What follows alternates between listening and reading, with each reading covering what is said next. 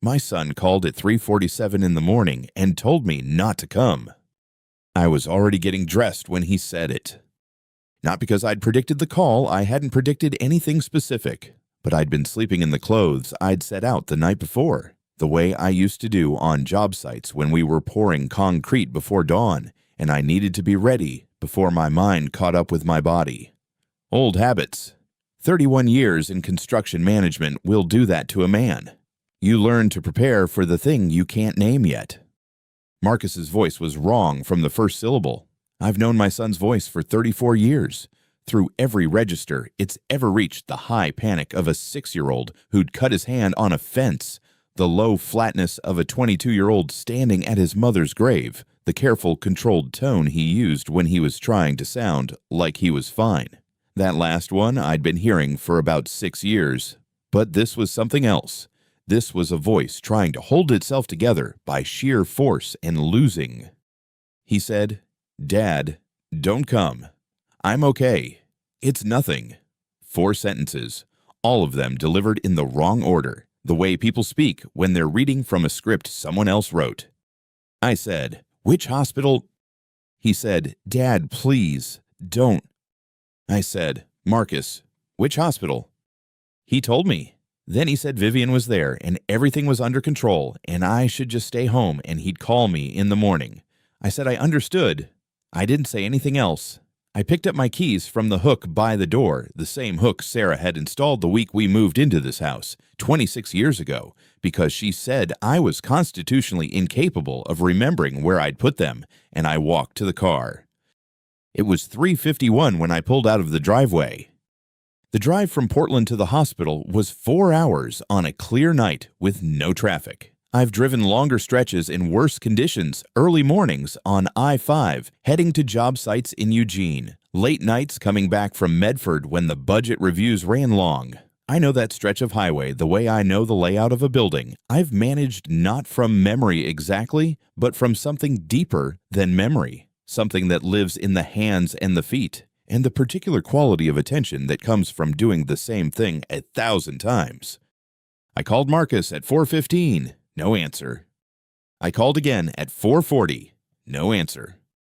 At 5:10, I pulled into a rest stop outside Woodburn, not because I needed to stop, but because I'd been gripping the steering wheel with more pressure than the situation required, and I wanted to let my hands rest for a moment. I stood outside the car in the dark and listened to the freeway and thought about the last time I'd seen Marcus in person. It had been 4 months ago. We'd met for lunch at a place on Burnside, his suggestion, which was unusual because suggestions from Marcus had become increasingly rare over the previous few years.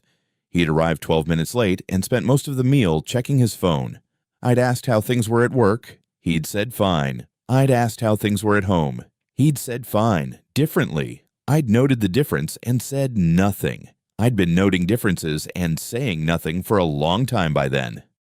I called again at 5:30, at 6:05, at 6:47. I did not call Vivian. I want to be clear about that. It was not an oversight. I had her number. I'd had it for 6 years, and I chose not to use it, the same way I chose not to use a wrench on a bolt that I already knew was stripped. You learn, in this work, when a tool will make things worse. The sky was beginning to lighten somewhere around Salem, that particular gray that comes before the actual light arrives, when the darkness doesn't leave so much as it dilutes. I'd seen that sky from job sites more times than I could count.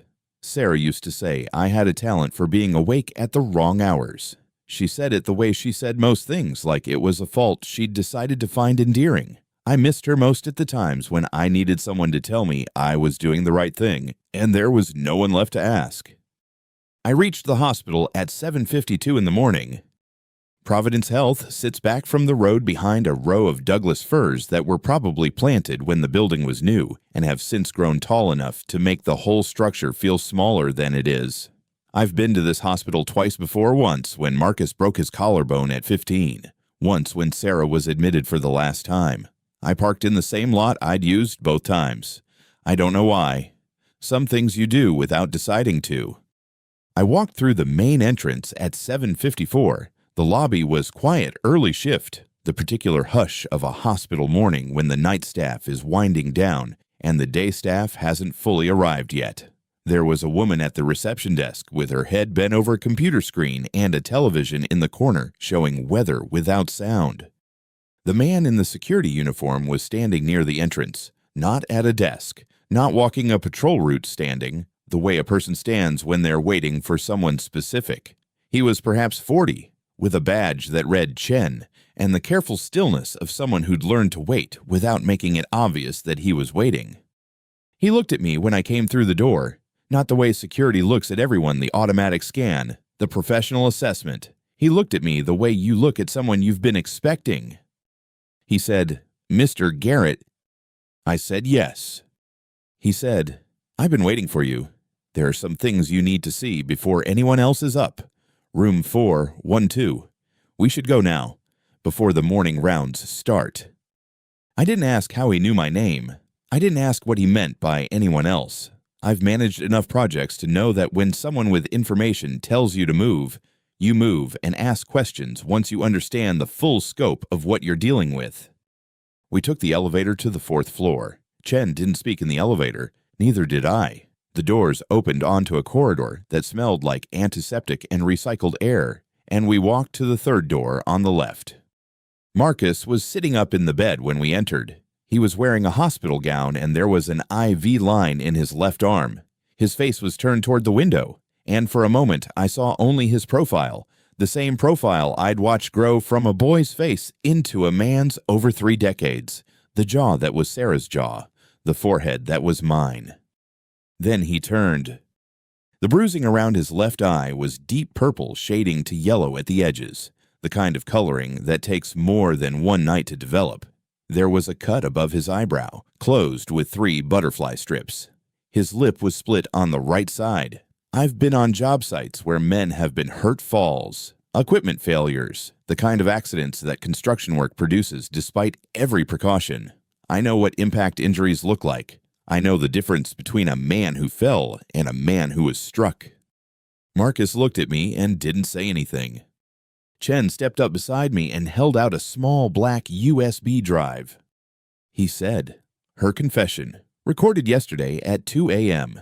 She was in the family waiting room. She didn't know there was a camera in the corner. Hospital installed them 2 years ago after an incident. She talked for 11 minutes. He paused. "You'll want to hear it before you talk to anyone else, including your son." I looked at the USB in my hand. It was lighter than I expected. I looked at my son's face. I had 4 hours of driving behind me and 6 unanswered calls and 34 years of knowing this person, and I still did not fully understand what I was standing in the middle of. But I understood enough to know that whatever was on that drive had been waiting the way certain things wait, quietly, until someone finally arrives to receive them. The door to room 114 was half open. I pushed it the rest of the way. Marcus was sitting up in the bed, his left arm in a sling, a bandage above his right eyebrow that someone had applied carefully centered, taped at both ends. He looked smaller than I remembered. Not thinner, exactly, but compressed, like a man who had been taking up less space than he was entitled to for a long time without noticing it. He looked up when I came in. His eyes went to my face, then to the doorway behind me, then back to my face. "She said, if you come," he started. His voice was flat in a way that didn't sound like him. "She said, if you come, she'll tell the police that you've been trying to—" He stopped. I waited. "Trying to do what, Marcus?" He didn't answer. He looked at the window instead.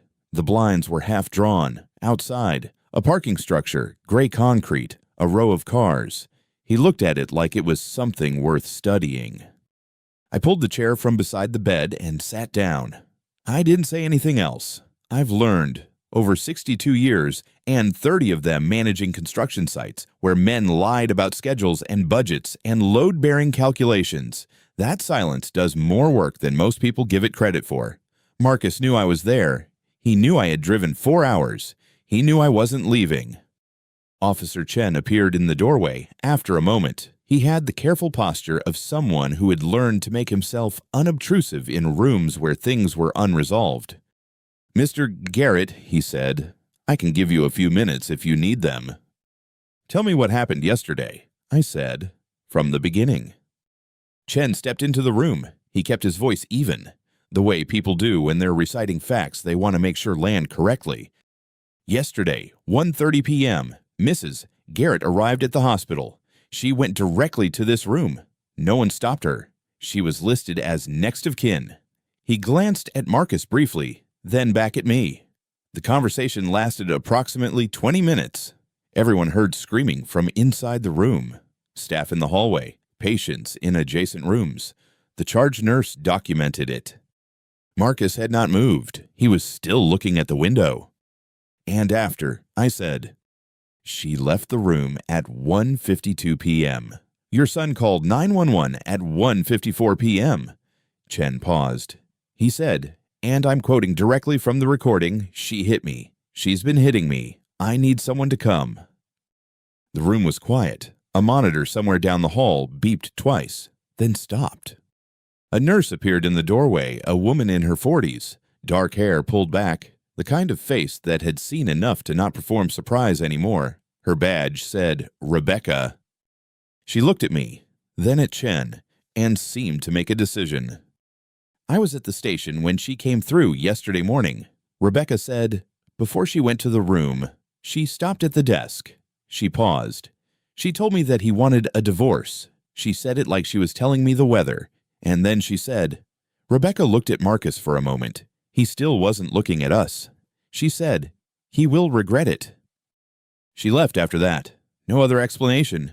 Just walked down the hall toward room 114 like she had somewhere to be. I looked at my son. The bruising around his left eye had gone yellow at the edges, which meant it was several days old at least. The cut above his eyebrow was newer. On the bedside table, his phone lay face up, the screen fractured from corner to corner, a single impact point near the top right, the kind of crack that comes from something thrown against a hard surface, or a hard surface brought against it. I had seen that pattern before. A phone on a job site, dropped from height. The physics are the same. I didn't ask him how the phone broke. I counted what I could see: the sling, the bandage, the bruising in 2 different stages of healing, which meant 2 different occasions. The phone. I didn't say the number out loud. She was detained, Chen said, 2:15 p.m. She was placed in a patrol vehicle while the officers completed their initial report. He looked at me steadily. She spoke during that time. At length, officers are required to inform detainees that the vehicle's recording system is active. She was informed. She continued speaking. He paused. Everything she said is on record. Marcus finally turned from the window. He looked at me, really looked at me. For the first time since I'd walked in, his expression was not what I expected. It wasn't shame, exactly. It was something more like exhaustion, the particular exhaustion of someone who has been managing a very heavy thing alone for a very long time and has only just now been allowed to set it down. I reached over and put my hand on his, the one that wasn't in the sling. I didn't say anything. There was nothing to say yet that wouldn't be wrong. We sat there for a moment, the monitor down the hall, the gray parking structure outside, the USB drive in my jacket pocket, and I let the room be what it was. Officer Chen didn't leave. He set his laptop on the rolling tray table near the window and turned it so I could see the screen. The footage was from a hallway camera. The timestamp read 11:47 p.m. 2 nights ago. The image was clear enough. Vivian standing at Marcus's bedside, leaning close, her hand over his on the rail. She was smiling. Not the smile I'd seen at family dinners. Something tighter. She was speaking. But there was no audio from that angle. Chen tapped a second window. This one had audio. Her voice was low and even. "If he shows up, your father, I'll tell the police he attacked me. Who are they going to believe? A man with a record of showing up uninvited, or his son's wife?" Marcus said nothing on the recording. She squeezed his hand once, then let go, and walked out of frame. I looked at the timestamp again. 11:47 p.m. I had gotten the call at 12:09 a.m. Detective Morrison came in while I was still looking at the screen. He was a compact man in his 50s, wearing a gray jacket that had been pressed at some point earlier in the week. He introduced himself, shook my hand, and sat in the chair near the door. He didn't open with pleasantries. We pulled Mr. Garrett's phone this morning, he said. 47 text messages from your daughter-in-law, all sent between Monday evening and Tuesday at 3 a.m. All threats. In one of them, she wrote, and I'm quoting, "If your father shows up, I'll tell them he forced himself on me. I have neighbors who'll back me up." He paused. She did not know that Marcus had filed for divorce on Monday morning. I kept my hands still on my knees. He filed, Morrison continued, and then the hospital gave him a phone to contact family. He called her first. She arrived 2 hours later.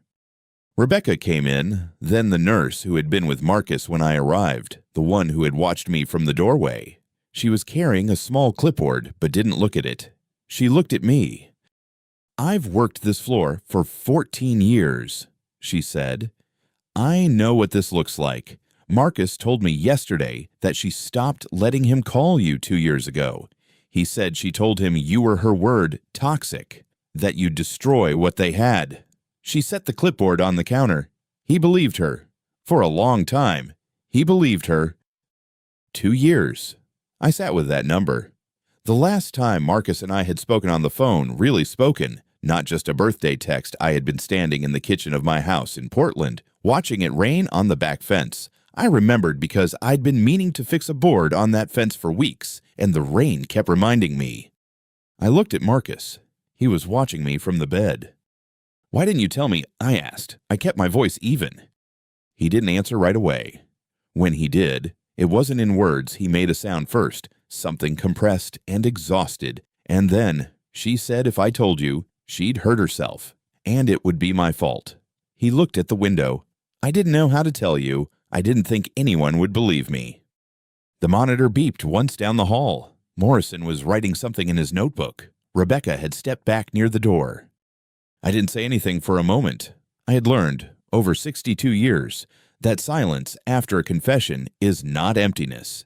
It is the space where the truth settles before anyone decides what to do with it. The room was very quiet after that. I could hear the ventilation system running a low, steady hum that I hadn't noticed before. Marcus had turned back toward me, and in the light from the window, I could see the bruising along his jaw more clearly than I had from the doorway. Purple at the center, green at the edges. The kind of bruising that takes days to develop into that color. This had not happened the night before. I reached over and put my hand on his shoulder. He was thinner than I remembered from Christmas the last time I had seen him in person, which itself told me something I hadn't wanted to know. When I pulled him toward me, I felt him resist for half a second, the automatic refusal of a body that had learned to brace itself. Then the resistance left him all at once, and he leaned into it, and I felt his shoulders shaking. He said, "I'm sorry, Dad. I should have told you sooner." But she said, I didn't let him finish. I just held on. There are things a man learns to do when words would only make it worse, and this was one of them. I had learned it the year Sarah was dying, when there was nothing useful left to say, and the only honest thing I could offer was to stay in the room. I stayed in the room now. Marcus kept shaking for a while, and I kept my hand on the back of his head the way I had when he was small and had a fever, and I did not tell him it was all right, because it wasn't all right, and he knew it wasn't all right, and lying to him at this point would have been its own kind of damage. After a while, the shaking slowed. He pulled back and looked at his hands. The door opened. A man in a white coat came in mid-40s, precise movements, the particular kind of unhurried efficiency that comes from years of delivering information people aren't ready to hear. He introduced himself as Dr. Patel. He looked at Marcus first, then at me. "The bruising will resolve in approximately 2 weeks," he said. "The rib is bruised, not fractured. He'll be sore, but it's not structural. What I want to be clear about," he paused, adjusted his approach. "The physical injuries are manageable. The psychological component will require significantly more time." He looked at Marcus. "Your son told me this wasn't the first incident." I looked at Marcus. He was staring at the blanket. I turned back to Dr. Patel. "Not the first time." He nodded. He indicated that physical incidents have occurred at least 15 times over the past 6 years. He said it the way physicians say difficult things, not without feeling, but with the steadiness of someone who has decided that clarity is a form of kindness. He never reported them. He told me he was afraid that if he did, she would harm herself, and that he would be held responsible. 15 times. I did the arithmetic without meaning to. 6 years. 15 incidents. That was not a pattern that had appeared overnight. That was a pattern that had been building since before their daughter was born, since before the last birthday I'd been invited to, since before the last Christmas, when Marcus had seemed distracted and quiet in a way I had attributed to work stress and the demands of new parenthood. 15 times. And I had not known. I did not say anything. Doctor, Patel gave me a moment, which I appreciated, and then excused himself with the particular tact of someone who understood that the next conversation in this room was not his to be part of. Detective Morrison had been standing near the window. He hadn't moved while Dr. Patel spoke. Now he came closer, flipping back a page in his notebook. "We had a chance to speak with Ms. Vivian Garrett this morning," he said. He kept his tone neutral, the professional flatness of someone reading a weather report. "Her account of the events differs significantly from your son's." "What did she say?" I asked. "She stated that the bruising is self-inflicted, that your son caused the injuries himself in order to, as she put it, make her look bad. She also stated that he's attempting to use a false domestic violence claim to gain advantage in a divorce proceeding." He glanced at his notebook. "She says he wants to take everything." Her words. Marcus made a sound, not quite a laugh, not quite anything recognizable. "What else did she say?" I asked. Morrison looked at me for a moment. Then he reached into the inside pocket of his jacket and set a USB drive on the tray table beside the bed. "She said quite a bit. We had her in a consultation room at the nurse's station for approximately 47 minutes. She wasn't under arrest. She came voluntarily, and she talked voluntarily." He left a space. "She talked about what she planned to do if your son pursued a divorce. She said she would file a counter-complaint for domestic violence against him. She said she would pursue full custody of their daughter." He paused there. He was watching me. "Their daughter is 4, I said. "Yes." Morrison's voice didn't change. She also stated that if he attempted to claim any portion of the joint assets, she had documentation prepared to demonstrate that those assets were acquired through her income alone. He closed the notebook. "There's more on the recording, but I want to be clear about where we are. We have the video from Officer Chen's camera and the consultation room footage. What we don't have yet is a formal complaint from your son." Marcus had gone very still. "He's afraid," I said. It wasn't a question. Morrison nodded once. "He told us that if he presses charges, she'll tell their daughter that he's the one who caused this, that he's dangerous, that she needs to be afraid of him." He looked at Marcus directly. "I've seen this before. It's a real concern, and I don't minimize it." Marcus looked up at the ceiling. He had the expression of a man who had been carrying something for 6 years and had only just set it down, and was now unsure whether he had the strength to pick it back up in a different form. I recognized it. I'd worn something close to it in the months after Sarah died, when the grief had passed its first intensity and what remained was the exhaustion of figuring out how to continue. I stood up from the chair. My knees were stiff. 4 hours of driving, 2 hours in a waiting area, and now this.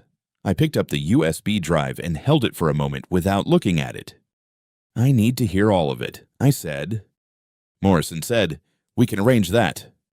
I set the drive back on the tray table and looked at my son. He had turned his head toward me. His eyes were red at the edges but dry now. He looked younger than 34 and older than 34 at the same time, the particular age of someone who has just realized that a version of their life they believed in is not the version that was actually happening. "She will tell Emma I'm the bad one," he said. His voice was almost steady. "She's been saying it already.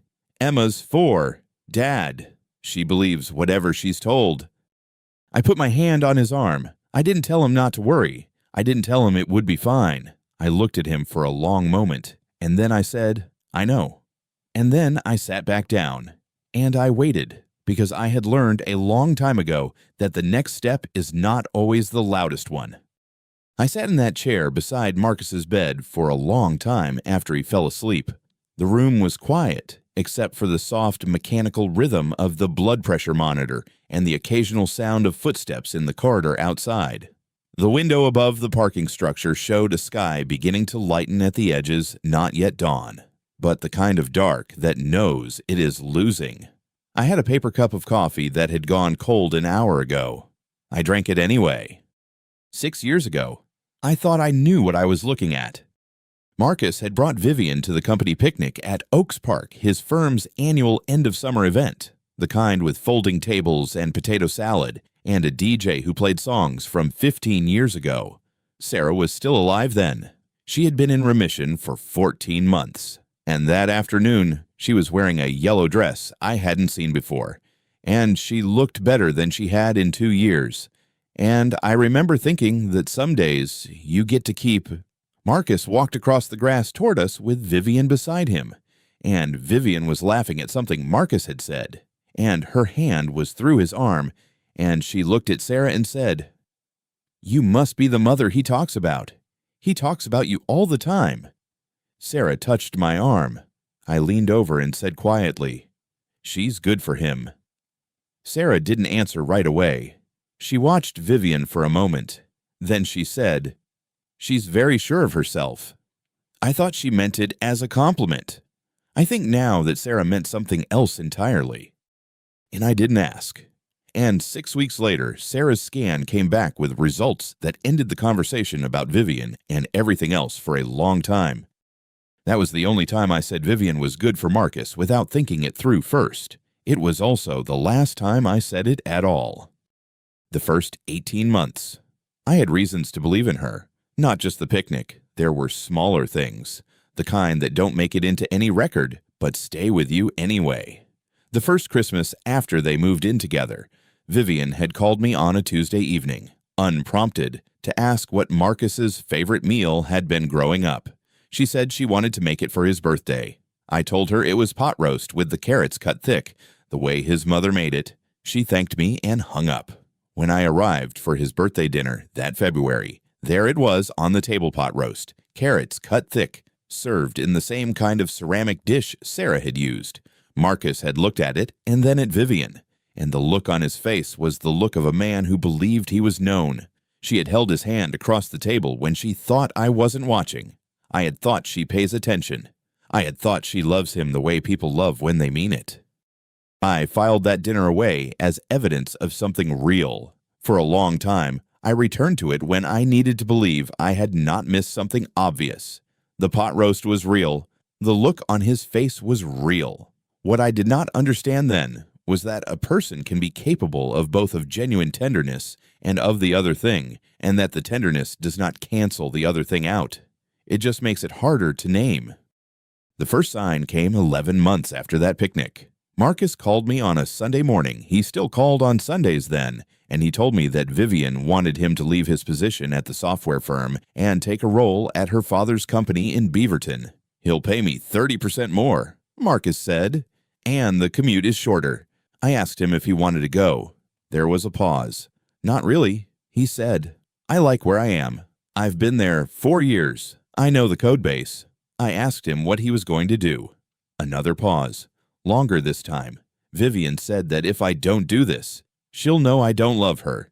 I was standing in my kitchen, and I looked out the window at the backyard, at the garden Sarah had planted along the fence that I had not touched since she died because I didn't know what to do with it. I said, "That's just love, son. Relationships are about compromise," Marcus said. "Yeah, I know." He didn't sound like a man who knew. He sounded like a man who had already decided and was looking for permission to feel all right about it. I gave him the permission. I told him the compromise was a good sign, that it meant he was invested. I believed what I was saying. I didn't hear what he was actually telling me. He left the firm the following month and started at Vivian's father's company, and he never mentioned whether he liked it there. 14 months later, he called me on a Wednesday, not a Sunday, and his voice was careful in the way voices get when someone is choosing each word in advance. He said that Vivian's father had expressed some concerns. He said the father believed that I had been trying to interfere in the marriage. I said I hadn't spoken to anyone in their household except Marcus. Marcus said, "I know, Dad. But Vivian says her father is worried. She says she will try to separate us if things don't settle down." I asked what settle down meant. He said he wasn't sure, but that maybe it would be better if we saw each other less for a while. I said, "Of course. Whatever makes things easier." I said it because I believed that was the right thing to say. I didn't ask Marcus what he actually wanted. I didn't ask him whether he had been the one to bring up concerns to Vivian's father, or whether Vivian had. I didn't ask whether he was all right. I said whatever makes things easier. And I meant it as generosity. And it was not generosity. It was the second time I gave him permission to be swallowed a little further, and I didn't know it. The wedding was in April of the 3rd year. I found out about it 10 days before the date. Marcus called not on a Sunday and said the invitation had been sent to the wrong address, that there had been a mix-up, that he was sorry. Vivian got on the phone briefly to say they wanted a small ceremony, just close family, very intimate. The ceremony had 63 guests on Vivian's side. I know because I counted the chairs when I arrived and subtracted the ones on Marcus's side, which held me and 2 of his college friends who had also received last-minute invitations. I sat in the front row and watched my son get married, and Vivian walked down the aisle, looking the way she always looked, composed, certain, slightly ahead of whatever was happening around her. Marcus looked happy. I told myself that was the thing that mattered. I drove home alone that night and sat in the kitchen for a while before I went to bed. And I thought about Sarah and whether she would have said something I hadn't, and I didn't have an answer. The 4th year, Marcus stopped calling on Sundays. He called once in January to say he was fine and that work was going well. He called once in March to say the same thing. In July, he called to say that Vivian had mentioned that my calls seemed to make him sad afterward, that he would be quiet for the rest of the day, withdrawn, and she was concerned about his mental health. He said maybe it would be better to talk less frequently, just for now, just until things stabilized. I said, "I understand. When you need me, you call me." He said, "I will, Dad." I meant it as an open door. What I didn't understand was that Vivian had been standing in front of that door for 2 years, and I had been handing her the key each time I said, "Of course," and "whatever you need," and "I understand." I can call it isolation now. I could not call it anything then because I was not looking for a word. I was just being agreeable. The way fathers learn to be agreeable with their adult children because the alternative is losing them faster. The 5th year, I called Marcus on March 15th, his birthday, same as every year since he was born. Vivian answered. She said Marcus was in a meeting and couldn't come to the phone. She said she would tell him I called. I thanked her and said to wish him a happy birthday from me. She said she would. I waited 3 days. No call came. I sent a text message on the 4th day. Just wanted to make sure you got my message. Hope the birthday was good. The message showed as delivered. It was never answered. I sat with my phone for a long time that evening, trying to decide what to do. And I decided to do nothing, because I had told him, "When you need me, you call me." And I believed that was still true, and I was wrong about that too. He needed me. He just could not call. The 6th year, on a Tuesday in February, my phone showed a message from Marcus. It had been sent at 2:14 in the morning. I was asleep and didn't see it until 5:47. It said, "Dad, I need to see you, but I'm scared. I'm scared she'll find out." I stared at that message for a long time. I'm scared, not worried, not concerned, scared. I typed back, "When you're ready, you tell me. I'll come." He didn't respond that day. He didn't respond the next day. I waited. I had learned by then that waiting was sometimes the only useful thing I could do. What I didn't know, what I only understood much later, sitting in a hospital room in Portland at 4 in the morning with a cold cup of coffee, was that he had been waiting 2 years before he sent that message. 2 years of composing it and deleting it and composing it again. 2 years of building up to 8 words. I answered in 12 and told him I would come. And I thought I was being patient, and what I was actually being was slow. He needed me to come without being asked. He needed me to have seen it sooner. I hadn't. I set the paper cup down on the tray table beside his bed. The monitor kept its rhythm. Marcus was breathing evenly, his face slack in sleep, his right hand resting open on the blanket the way it had rested when he was small, and I would check on him in the night. He used to sleep with his hand open like that even as a boy. Sarah used to say it meant he was trusting the world, that he didn't feel the need to hold on to anything because he believed things would be there in the morning. I had thought that was a good quality. I thought it still was. I just understood now what it had cost him. 6 years of warning signs. 6 years of small moments I had categorized as compromise and love and adjustment and the natural distance that grows between fathers and adult sons. If you don't do this, I'll know you don't love me. And I had called it devotion. She will try to separate us, and I had called it family friction. I can't call you anymore, and I had called it space. I had given him permission to disappear in pieces, one reasonable-sounding explanation at a time, and I had not once asked him to stop and tell me what was actually happening in that house. I had been patient in all the wrong directions. The window was lighter now. Not dawn yet, but close. I could hear the hospital beginning its morning shift change somewhere down the corridor voices. A cart rolling, a door opening and closing.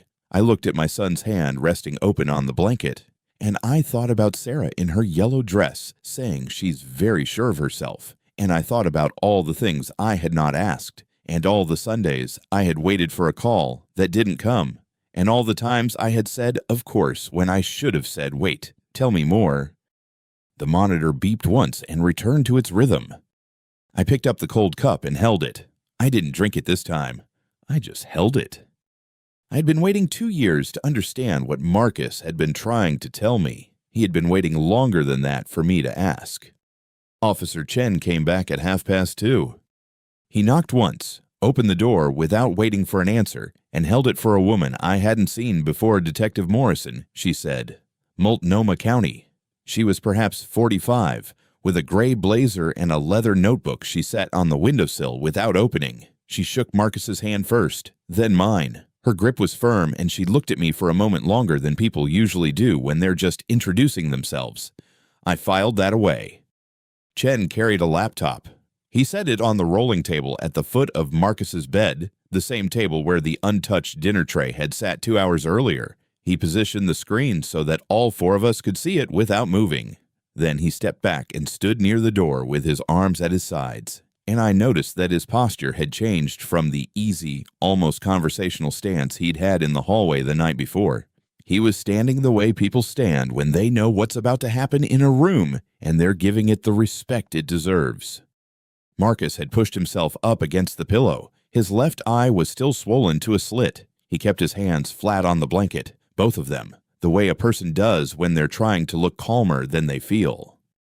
Detective Morrison said, Marcus, I want to walk you through what we have before I explain what happens next. You can stop me at any point. You can ask questions. Take your time. She paused. Do you understand? Marcus said yes. She nodded at Chen. He opened the laptop and clicked twice. This is footage from yesterday, Chen said. 1:30 in the afternoon. The camera is mounted in the corridor outside your room, standard placement for the ward, but the audio you're about to hear was captured through the medical notification system. There's a speaker panel inside each room, and the system was running a passive recording cycle during a software update. The hospital's IT department confirmed it this morning. It wasn't intentional, but it was clean. He pressed play. The image was gray and slightly washed out the hallway, mostly empty. A nurse passing at the far end. Then the door to Marcus's room opened, and Vivian walked in. She was wearing the dark green jacket I had seen her in at Christmas 2 years ago.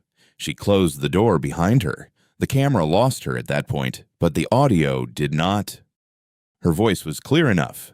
Not loud, she wasn't shouting, but the kind of voice that carries because it's been trained to. The kind that fills a room without effort. the kind that expects to be the only voice worth hearing. You want a divorce? A pause. That is genuinely the stupidest thing you've ever said to me.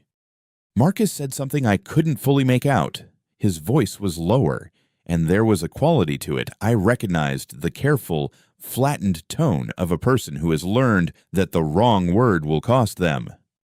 Vivian's voice again. If you file, I will take everything. I will tell the court you were violent. I will have my father draft the paperwork himself. He's been doing family law for 27 years. Marcus. So don't sit there and look at me like I don't know what I'm talking about. I will take our daughter. I will take your accounts. I will take the condo. You will have nothing. You will leave that marriage with nothing, and you will spend the next decade paying me. A sound, something shifting, a chair or a bed frame.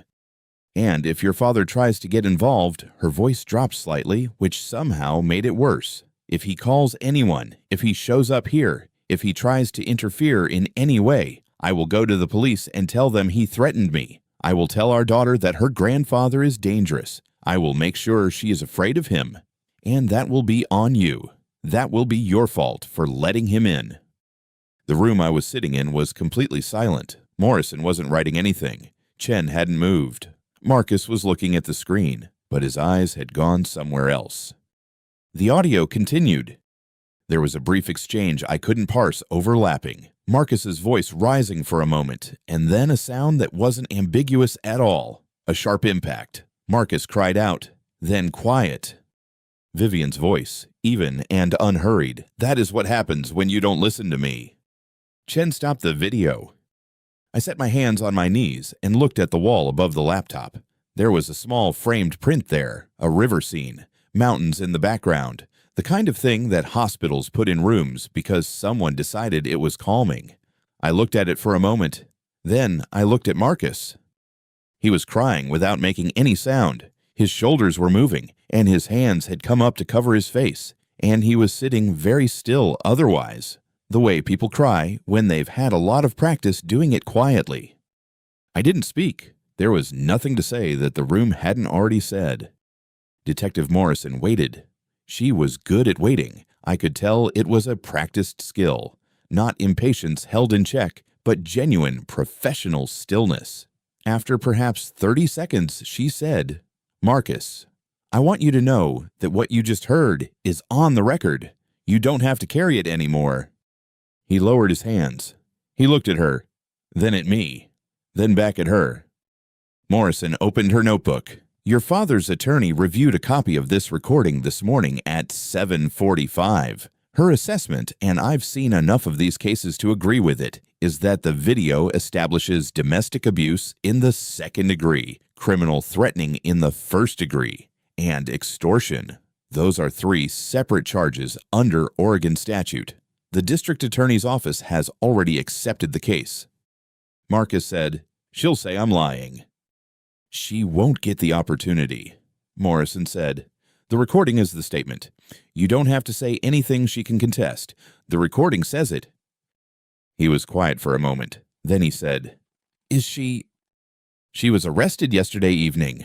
Morrison said, she's currently in Multnomah County detention. She was processed last night. There is a no contact order in place.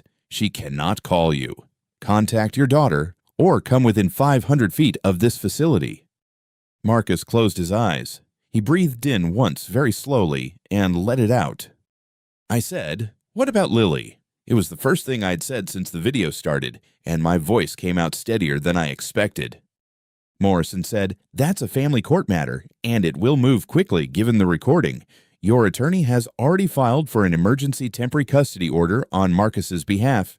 Given the evidence, the likelihood of it being granted is high.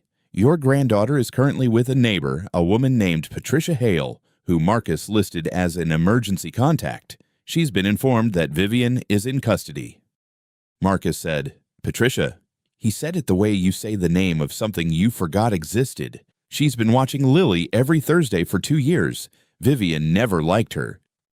I thought about that. I thought about all the people who had quietly stayed in the margins of my son's life because someone had made it clear they weren't welcome any closer.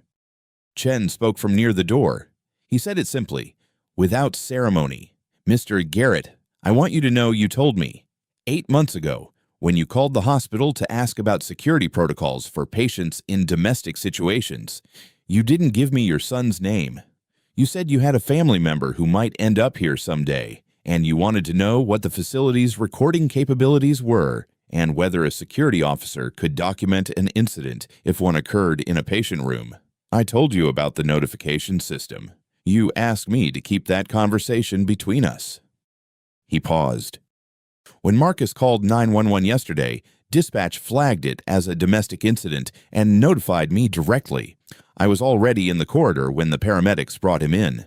I activated the documentation protocol before Vivian arrived. He looked at me steadily. You told me this might happen. I believed you. Marcus turned his head slowly and looked at me. He didn't speak right away. His mouth opened once and closed again, and I watched him work through something, the arithmetic of it. Maybe.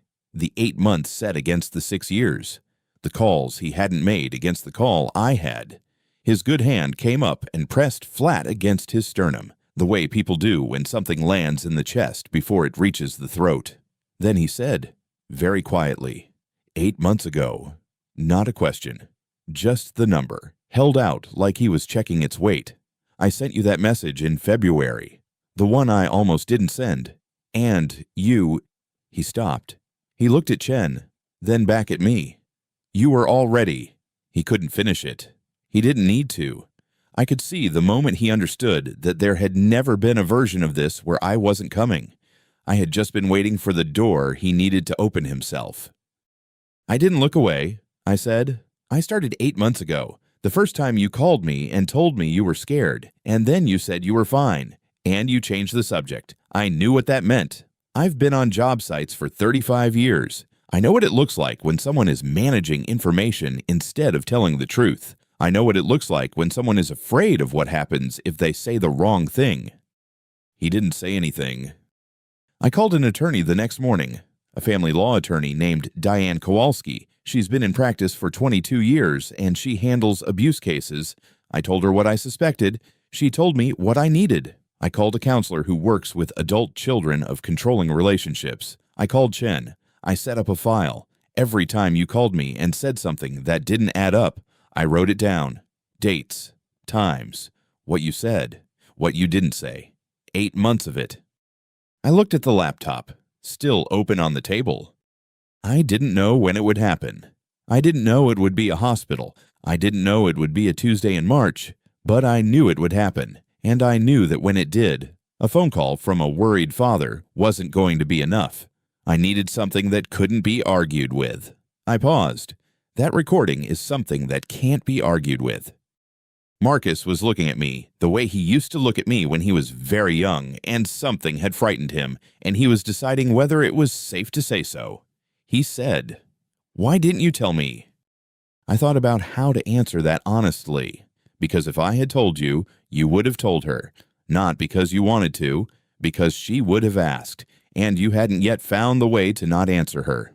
I said it without accusation, because there was none. You needed to find that yourself. I just needed to make sure that when you did, there was something waiting. He looked at his hands. The monitor beeped its steady rhythm. Detective Morrison capped her pen. I'll leave you two for now. The DA's office will be in touch with your attorney, Mr. Garrett the Elder, regarding next steps on the criminal charges.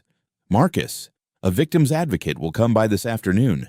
You don't have to talk to anyone you don't want to. She picked up her notebook.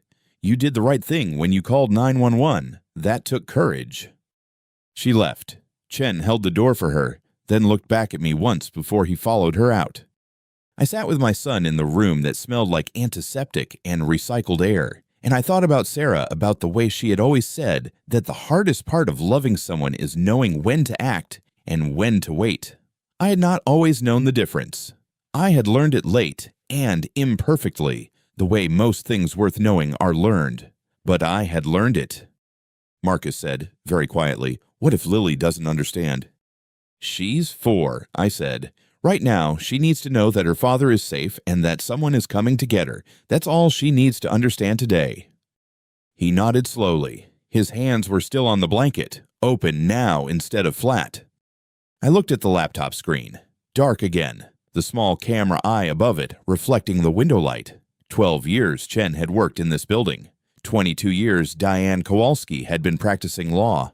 8 months I had been building something that Vivian had no idea existed because she had looked at me and seen an old man who drove 4 hours and held cold coffee and didn't say much. And she had decided that was all I was. I had let her decide that. It had been useful. I reached over and closed the laptop. The trial lasted 3 weeks. I drove up to Portland for the first 2 days, then stayed at Marcus's apartment for the rest of it, sleeping on the couch, making coffee at 6 in the morning, driving Emma to her preschool on Burnside while Marcus sat in the courtroom and listened to Vivian's attorney, her father, argue that the video was inadmissible, that Officer Chen had violated her expectation of privacy, that the USB transfer had broken chain of custody. Diane Kowalski dismantled each argument in sequence, without raising her voice, the way you dismantle a poorly built wall not by pushing it over, but by removing one brick at a time until what's left can't hold itself up. The jury came back on a Thursday afternoon. I was sitting in the second row of the gallery, behind Marcus, close enough to see the back of his neck and the way he held his shoulders very still, the particular stillness of someone who has been waiting for something for a long time and is afraid that moving will change the outcome. The foreperson stood. She was a woman in her 60s, a retired schoolteacher named Carol Whitfield. I had learned her name from the jury selection summary Diane Kowalski had shared.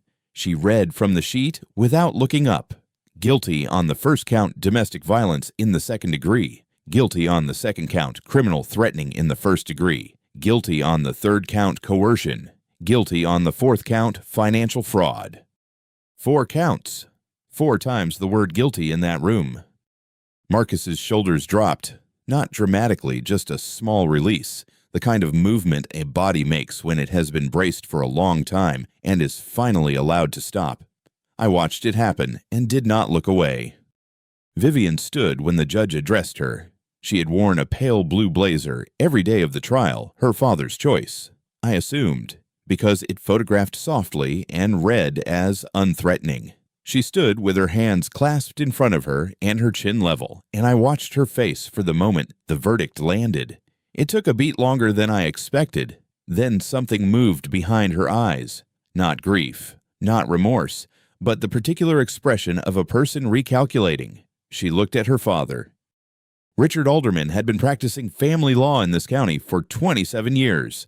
He had sat at the defense table in a charcoal suit with a yellow legal pad and had argued, with genuine skill and without apparent embarrassment, that the recording was inadmissible, that Chen had violated his client's expectation of privacy, that the USB transfer had broken chain of custody.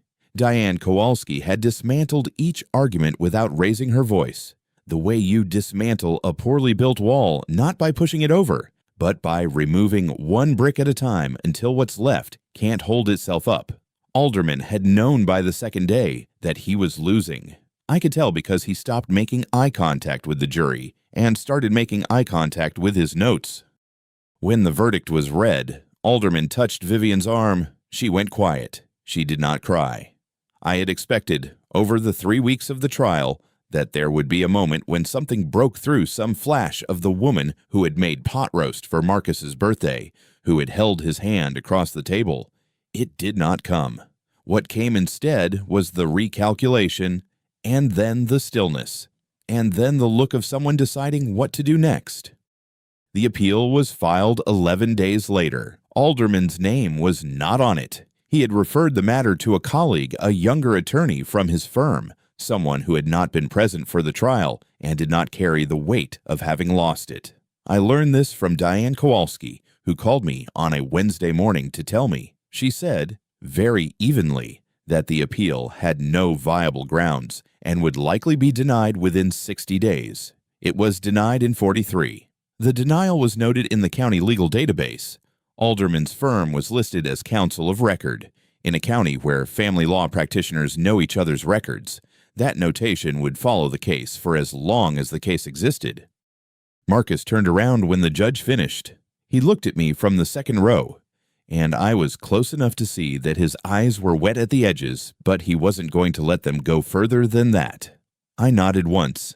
He nodded back. That was all.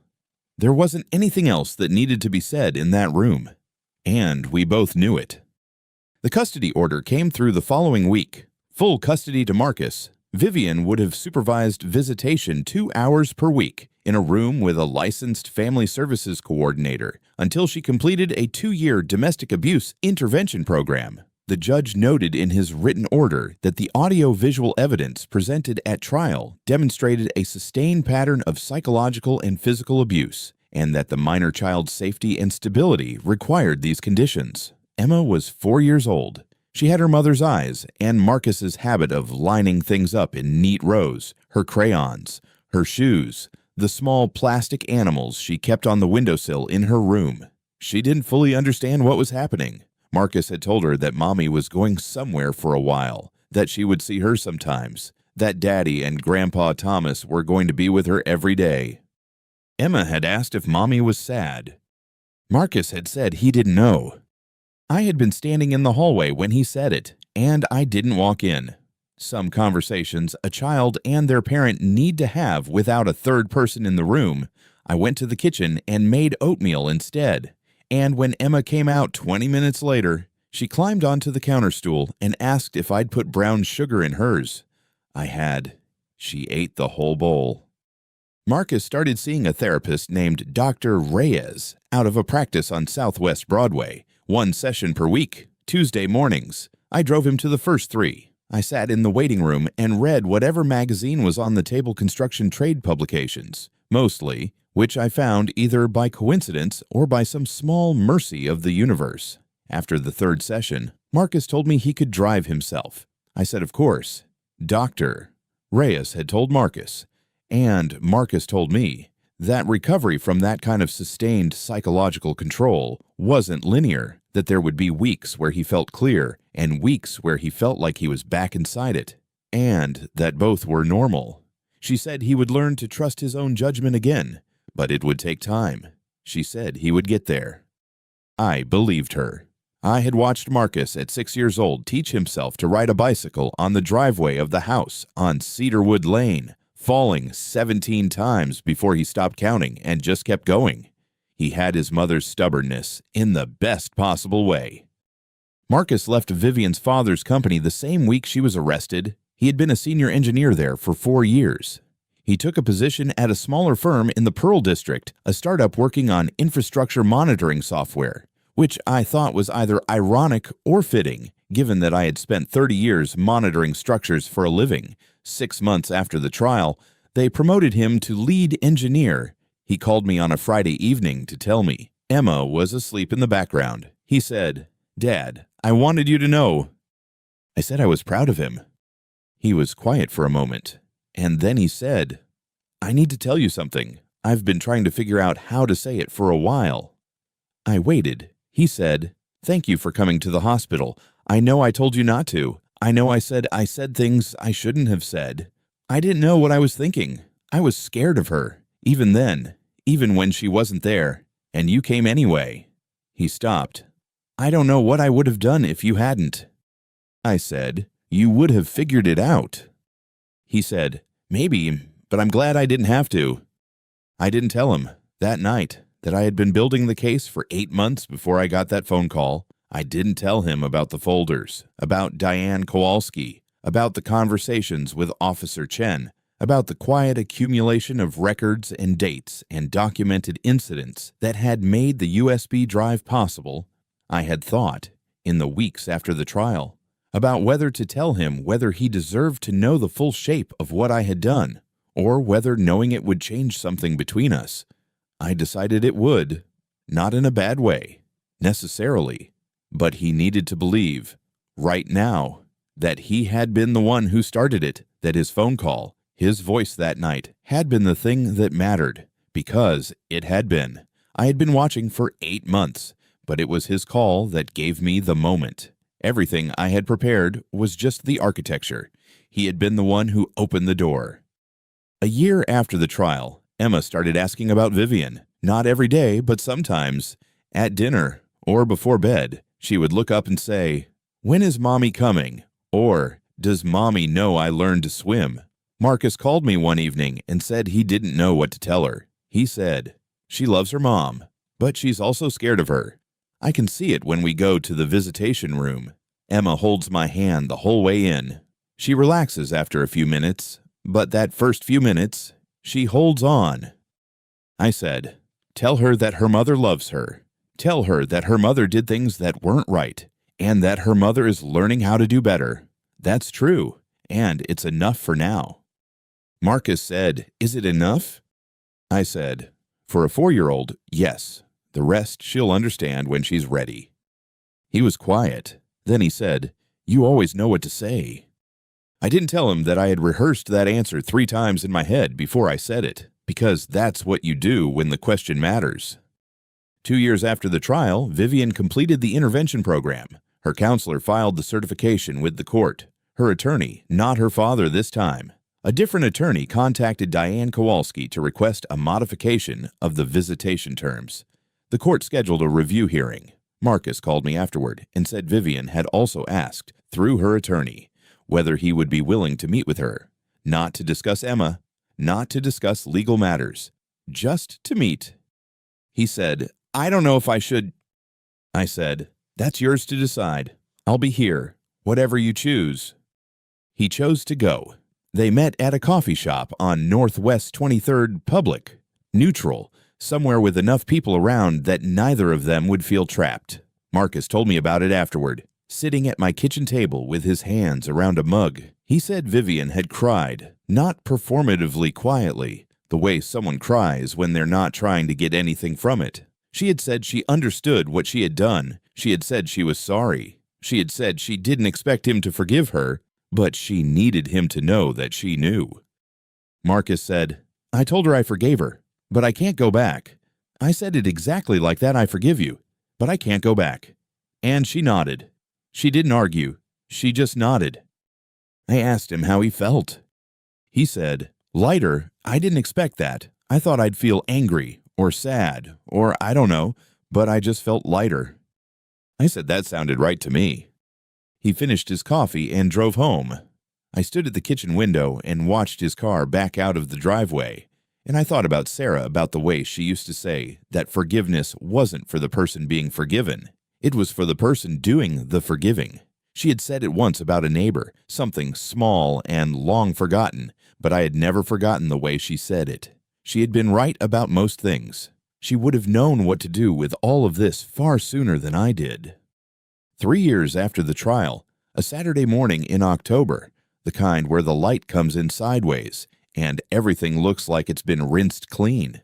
I was in the backyard with my coffee, sitting in the chair by the fence where the roses had finally started to come back after I'd cut them down 2 winters ago and replanted. The neighborhood was quiet. Somewhere down the block, someone was running a leaf blower. I had been retired for 8 months by then, and I was still learning how to sit still without making a list. My phone rang. Marcus. I picked up. He said, "Dad, Emma asked me something this morning. She asked why you came to the hospital that night. She said she heard me talking about it once, and she remembered." He paused. "I told her that you came because you love me.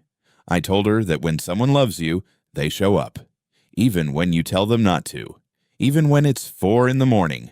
I told her that's what Grandpa Thomas does." I said, "That's exactly right." He said, "She wants to tell you something." There was a shuffle, and then Emma's voice, high and certain the way 6-year-olds are certain about things. "Grandpa Thomas, I love you." I said I loved her too. She said, "Daddy says you always come." I said, "I will always be here." She handed the phone back to Marcus. He said, "Thanks, Dad." And I could hear her in the background already, moving on to something else. Her shoes, probably, or the plastic animals on the windowsill, lining them up in their careful rows. I heard Emma laugh. I didn't say anything else. I just sat there in the October light with my coffee going cold, and I let it be enough.